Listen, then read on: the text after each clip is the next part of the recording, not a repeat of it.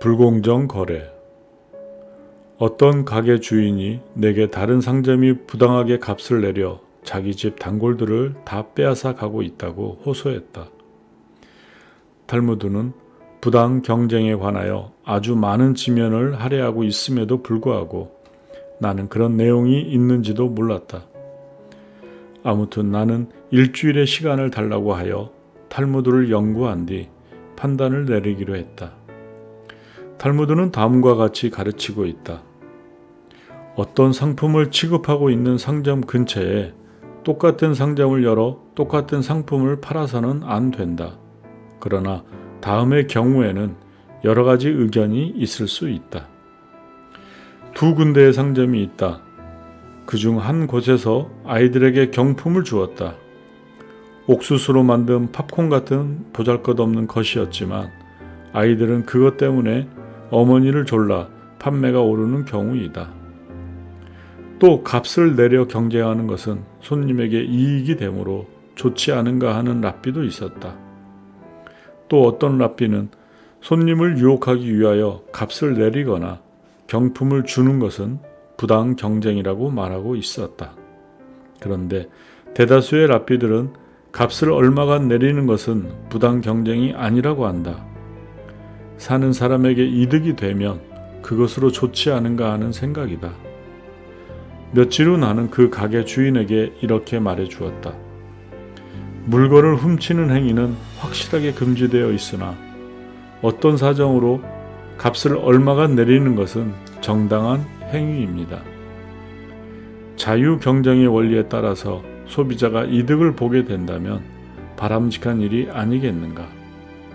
내 아내는 언제나 물가가 오른다고 한탄하고 있다. 위기의 부부. 결혼한 지 10년이 되는 부부가 있었다. 금실이 좋기로 소문나 있었고 겉으로는 매우 행복하게 보이는 부부였다. 그런데 어느 날 남편이 나에게 이혼 허가를 받으러 왔다. 나는 그 부부와 가깝게 지내고 있었으므로 설마 결혼 생활에 금이 갔으리라고는 생각하지 않았다. 그는 친척들로부터 부부 사이에 아이가 없으므로 이혼하라는 강요를 받았다고 말했다. 유대의 전통에 의하면 결혼한 지 10년이 지나도록 아이를 갖지 못하면 이혼 사유가 될 수 있다. 그러나 그들 부부는 사실 헤어질 마음이 전혀 없다고 했다. 그렇지만 남편 가족들의 강한 압력 때문에 그는 이러지도 저러지도 못하고 나에게 상의하러 왔던 것이다. 나중에 두 사람이 함께 왔을 때 나는 이들 부부가 진심으로 서로 사랑하고 있는 것을 알았다. 일반적으로 랍비는 이혼에 반대하고 있다. 그것은 악처를 한번 맞아들였던 사람은 이혼하더라도 같은 어리석음을 또다시 되풀이할 뿐이어서 또 악처를 맞아들일 것이 빤하기 때문이다. 그는 사랑하고 있는 아내와 헤어지면서 아내에게 상처를 주지 않기 위해 가능한 한 평온하게 헤어질 것을 원하고 있었다. 그래서 나는 탈무드의 교훈을 이용하기로 했다. 나는 그에게 아내를 위하여 성대한 파티를 열고 그 자리에서 여러 해 동안 자기와 함께 살아온 아내가 얼마나 훌륭한가를 모든 사람이 알 수 있도록 해주라고 충고했다. 그는 내 제안에 매우 기뻐했다. 그것은 자신이 아내가 싫어져서 이혼하는 것이 아님을 어떻게 해서라도 알리고 싶어 했기 때문이다. 나는 거기서 그에게 올가비를 씌웠다. 그가 이혼할 아내에게 무엇인가 선물을 했으면 하길래 나는 무엇을 줄 생각이냐고 물어보았다. 그는 그녀가 오랫동안 가장 소중하게 여길 것을 주고 싶다고 대답했다.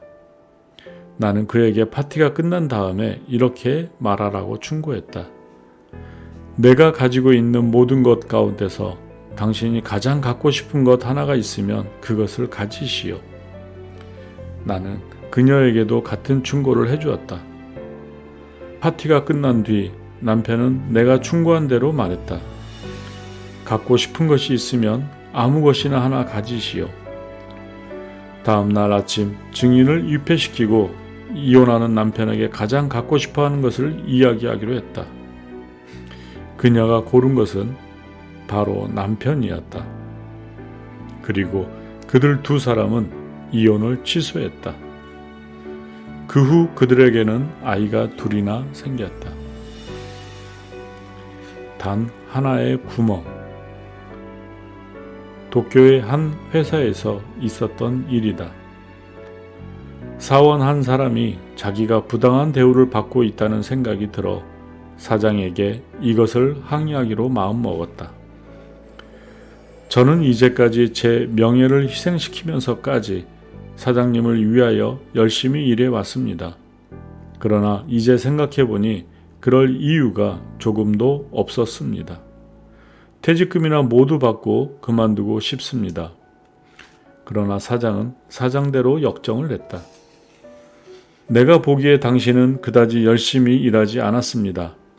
나도 마침 당신을 해고하려던 참이요. 퇴직금은 동전 한 푼 줄 수 없소. 어느 날 그는 금고에서 돈과 중요한 서류를 훔쳐서 달아나 버렸다. 외국으로 도망쳤는데 어디로 갔는지 알 수 없었다. 그런데 한 달 후 외국의 어느 도시에서 그를 보았다는 사람들이 있었다. 사장은 나에게 와서 비행기표를 주면서 말했다. 이것으로 그가 있는 곳에 가서 그에게 이야기 좀 해주세요. 나는 비행기를 타고 그를 만나러 갔다. 도착한 지 이틀 후에야 나는 겨우 그를 만날 수 있었다. 그는 매우 놀라는 표정이었다. 그는 공금을 횡령했으며 회사의 중요한 서류를 가지고 잠적했다. 나는 사흘 정도 그와 이야기를 나누었다.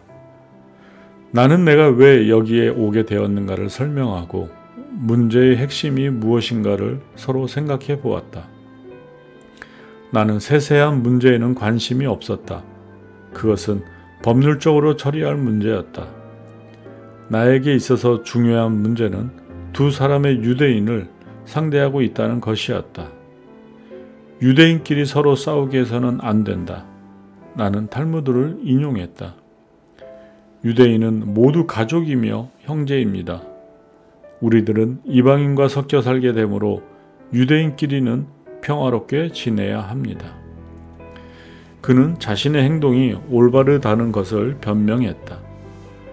내가 한 행동은 나의 자유에 속하는 것입니다. 어쩌면 당신이 옳을지도 모릅니다. 나는 이해가 잘 안 되지만 당신의 변명이 옳을 수도 있습니다. 그러나 자기 멋대로 행동하는 것은 허용되지 않습니다. 나는 이렇게 말한 뒤 탈무드에 나오는 이야기를 들려주었다. 항해하는 배에 많은 사람들이 타고 있었다. 한 남자가 자기가 앉아있는 배 밑바닥에 구멍을 뚫기 시작했다. 사람들이 놀라서 항의하자 그는 태연히 말했다. 이것은 내 자리이니 내가 무엇을 하든 그것은 나의 자유요. 그리고 잠시 후 그 배는 침몰하고 말았다. 한 유대인이 회사의 돈과 서류를 가지고 달아나 버렸다. 주위의 사람들은 무엇이라고 할까? 이것은 유대인 전체를 불명예스럽게 하는 것이 될 것이다. 그는 비로소 내 이야기를 납득하는 듯했다. 당신이 결정해 주시는 대로 따르겠습니다. 그리고 그는 자기가 가진 돈과 서류를 나에게 맡겼다. 도쿄로 돌아와 사장과 만나 이야기를 나눈 뒤 최종적인 해결을 보았다. 물론 그의 이야기가 올바르다면 나에게 맡겨진 돈과 서류를 그에게 도로 주려고 생각하고 있었다. 여러 가지 이야기를 한 결과 그가 애초에 바라는 만큼은 아니지만 그래도 어느 정도의 퇴직금도 받고 일은 순조롭게 매듭지어졌다. 벌금의 규칙. 한 유대인 회사에서 유대인 사원을 고용했다. 그런데 그 사원이 공금을 횡령하여 도망쳐 버렸다. 유대인 사장이 화가 나서 경찰에 신고하려고 했더니 회사의 간부 중 한 사람이 나에게 어떻게 했으면 좋겠나고 상의하러 왔다. 나는 이렇게 말했다. 먼저 정말로 돈을 가지고 도망쳤는지 어떤지를 확실히 해두어야 합니다.